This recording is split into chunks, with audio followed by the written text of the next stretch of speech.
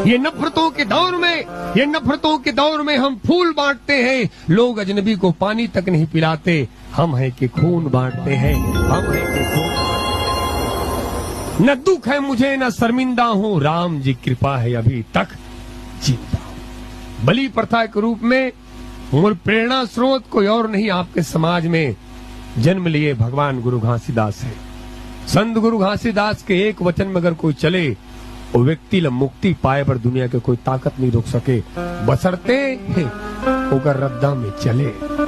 गुरु घासीदास बलि प्रथा के विरोध कर रही से, और हमारे सनातन धर्म में कहीं भी बलि प्रथा नहीं है दाई हो। यही से आज विधर्मी मन हमारे सनातन धर्म में थूका थे, कैसे है हिंदू लोग, सनातनी लोग राम जी के नाम से, दुर्गा के नाम से बलि दे रहे हैं। सच कहा तो मोरे गीत है तो लका बलि में देवं दाई हो।